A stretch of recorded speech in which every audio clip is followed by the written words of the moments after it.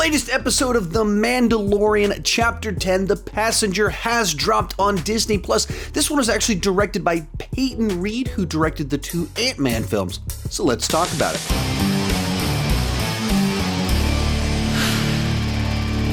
Hi, my name is Sean, and I love to talk about movies and TV way too much. With that in mind, go ahead and join me down below in the comment section. Share your take on the latest episode of The Mandalorian, as well as how you feel about this season in general based off of the first 2 episodes. What we're going to do in this video is that I'm going to give my spoiler-free thoughts for the first couple minutes here, and then I'll kind of walk through the whole episode and give my quick thoughts on everything that happened throughout the episode. With that said, let's get started with the spoiler-free section of this. My general impressions of this episode is that even though I enjoyed the episode, because I just enjoy this show in general, going to the world of Star Wars, the character of Mando, Baby Yoda, on these little quests, I did enjoy the episode, but for me, this was probably bottom 2 weakest episodes of the show thus far. It kind of goes back and forth between kind of doing these stories that progress the main narrative and these side quests. And the tricky part with the side quests is if you don't have like a really interesting, compelling sort of side quest to send him on, then it can really start to just feel like filler. So you had the one episode 4 from season 1 that was kind of like them showing up to save this village. Cara Dune is introduced. They're battling a walker and everything like that. Bunch of fun, exciting stuff happened. Episode 6, they go to get this prisoner. Bill Burr shows up. He's teaming up with other bounty hunters. There's a lot of fun, exciting stuff that happened in that episode. Last week's episode, we see what happened to Boba Fett. We meet this character that was in the Aftermath novels. It's a bunch of kind of stuff that kind of tied the Star Wars universe together while having kind of this classic Western template of a story. And we get to this one, it just feels inconsequential without having anything that kind of makes it pop. It's just like, oh yeah, they were traveling somewhere with someone and some stuff happened. That's all that seems to matter in this episode. There isn't some real fun, exciting action to it. There's not some nice Easter eggs or deeper Easter eggs or tying some things together. It doesn't seem like they're introducing a character that will be playing out throughout the rest of the season. It's just, hey, what just kind of happened for a little bit there? So it just kind of feels inconsequential and doesn't tie to the bigger narrative, doesn't feel like we're bringing anyone in. And so while I enjoyed it, there's moments that I liked. There's some like nice little chuckles here and there. It just felt like if we've only got 8 episodes in a season, I want something with a bit more weight to it than this. I don't mind the side quests, but I want them to have some meat to it, some things that made me interested. I spent this last week looking up little videos of who is this character that Timothy Oliphant is playing. Like, what did he do in the Aftermath books? I've read some of the Star Wars, the new canon, but book canon, but I haven't read the Aftermath books specifically. So, what is this? And the tales, watching videos about him. I don't see myself doing that after this episode. I don't see myself watching a bunch of theories episodes about the details of this one. So that's the frustration for me.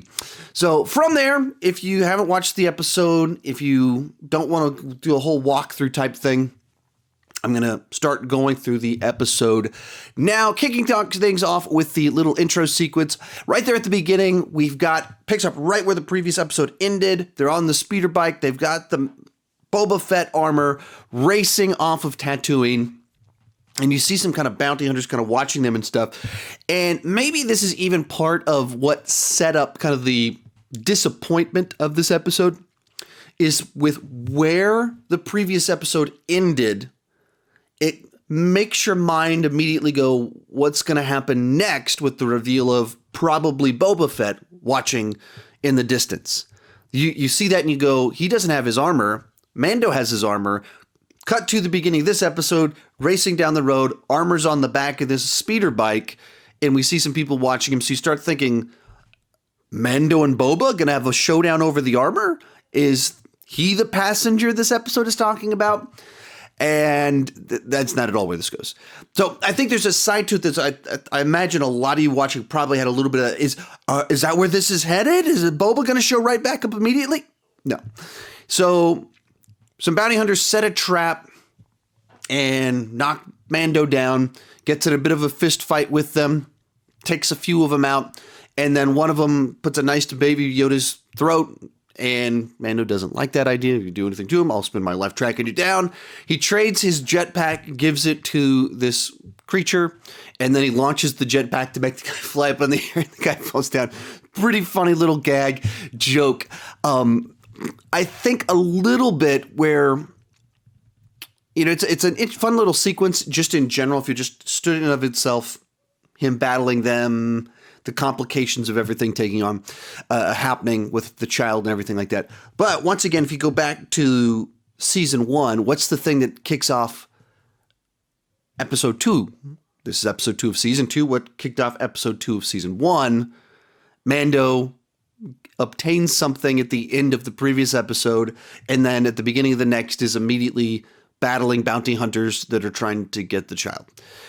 So it's just a little like, I don't know if it's that repetitive, but it's a little bit of like, okay, we're doing this again.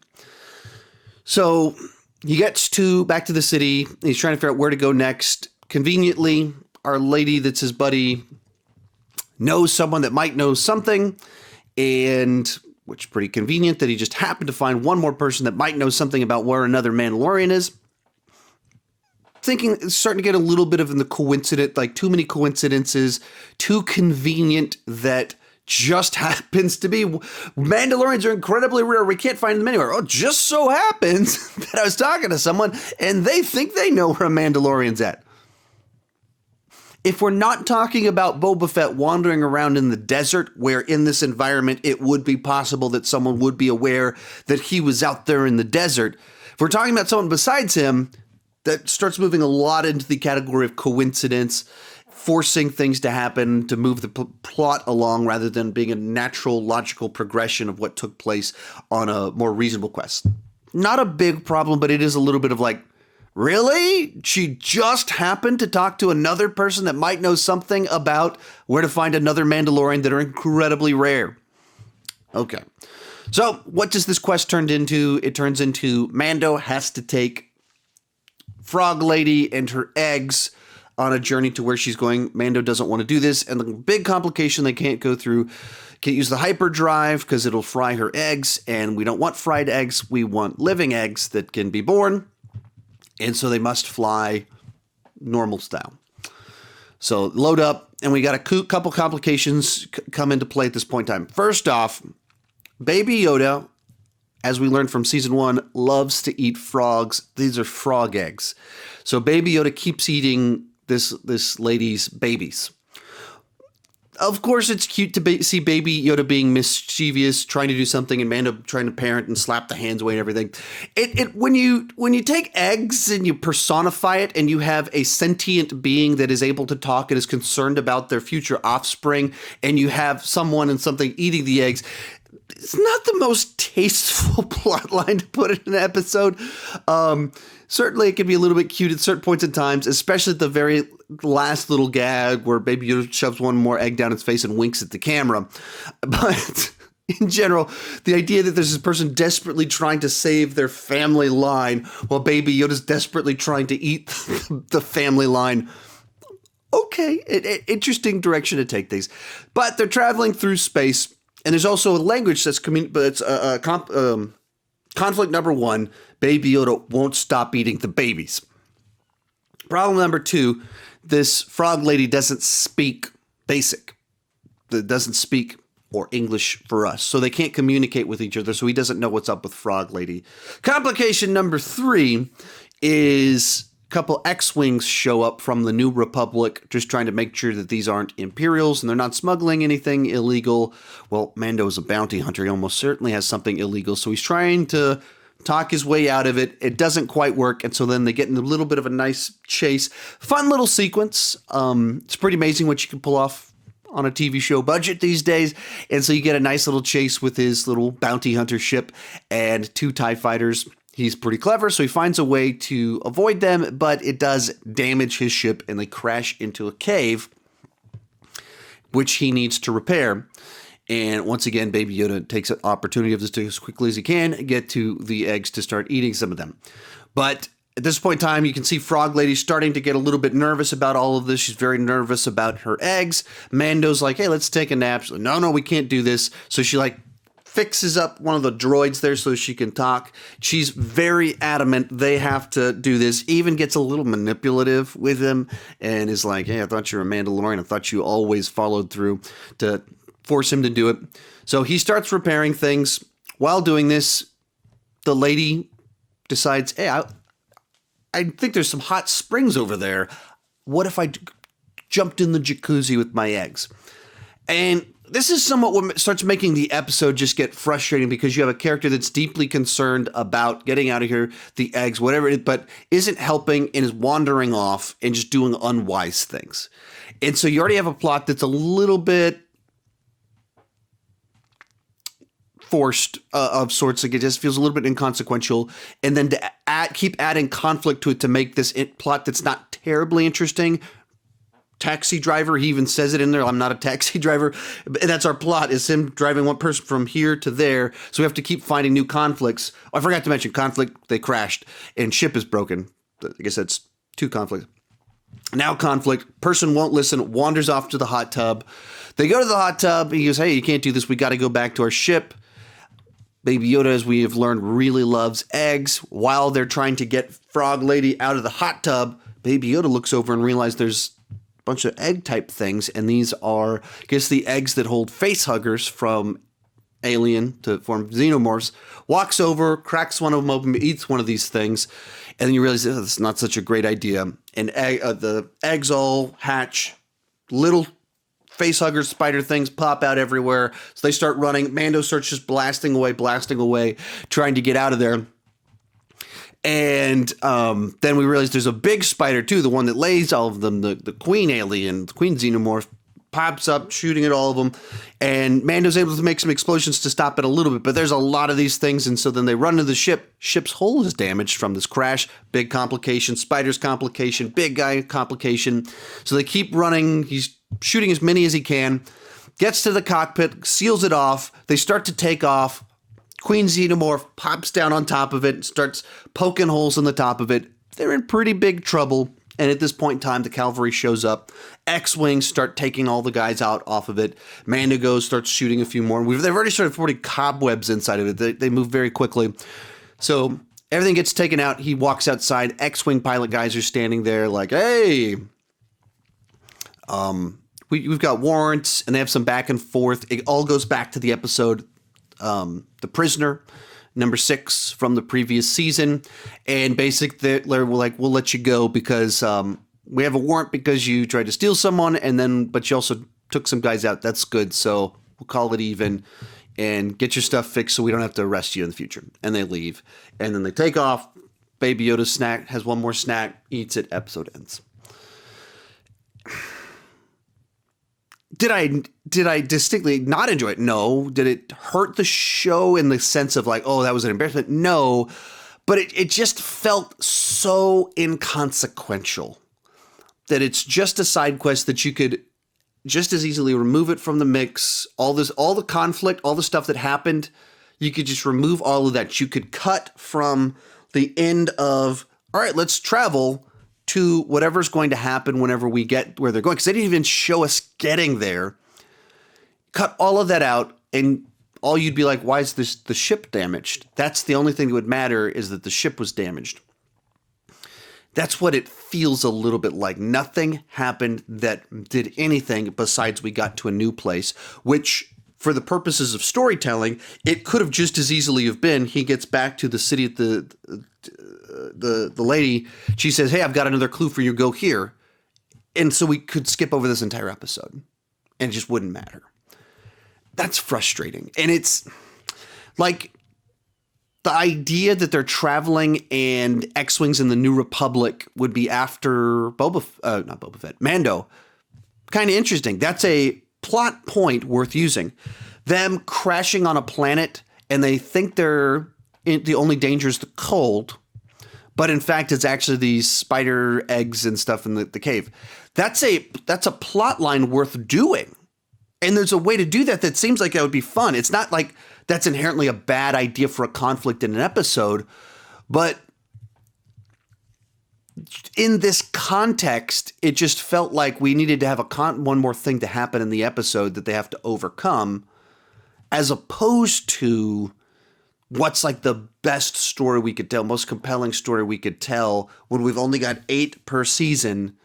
And it's, hey, we're doing Taxi Driver and, X-Wings showed up. Uh-oh, we crashed. Ship's damaged. Baby Yoda won't stop eating eggs. Lady won't do anything smart. She wants to jump in the jacuzzi. Uh-oh, there's spiders here. And then at the end of all of it, nothing new's added. That's the frustration. So that's kind of my take on this episode. I think it leaned into some of the more frustrating aspects of the way that they've handled some of this show. This is the stuff where there's a group of people that a lot of people love what they're doing, love that there's kind of side quests, spending more time in the world of Star Wars. And then in my comment section last week, I had a good number of comments from people that were like, I'm getting a little bit burned out because it just feels so episodic. There's the phrasing some people used was, each episode, a new conflict is presented and overcome by the end of the episode, and the grander story hasn't really progressed. We don't know anything new. It's just some new random thing came up that they had to overcome. And that's very true of this episode. And the other frustration, this will go back to what I talked about last week, is that we're in a new season. We're now 2 episodes into the season. So that's 25% of this way through the season, and they haven't done anything to progress the grander narrative. Our little mystery of who is Baby Yoda and what is Mando going to do on his quest to discover him, they haven't actually progressed anything yet. They ended last season and started this season with, I need to go find more Mandalorians to help me on this quest. And we're 25% of the way through, and that hasn't happened yet. We have not made any progress on this. We were at the exact same point as we were at the end of last season, in which case, in a certain sense, we could skip over these 2 episodes to whenever the thing happens that progresses things, and that's really where things start. That's frustrating. And I don't quite understand the strategy of doing 2 of these standalone side quest episodes without progress at the beginning of the season. And especially this one. Last week's episode had some really cool stuff in it. I think it had a better story, had more meat to it, more interesting characters, backstory, fleshed out the Star Wars universe. Timothy Olyphant, very cool character, ties into a series of the books. And then, of course, Boba Fett stuff. Cool. This one, what does it have? Hey, look, we saw some X-Wings and heard New Republic. That's about it. That's frustrating. A little confusing on their strategy on this one. I really, really hope that next week they move some stuff forward, that they do something to move ahead so that we're not stuck another side quest, because that's pretty bad if you're halfway through the season before the plot really kicks in. So I think they really need to have a banging episode for episode number 3. So for this one, I still enjoyed it.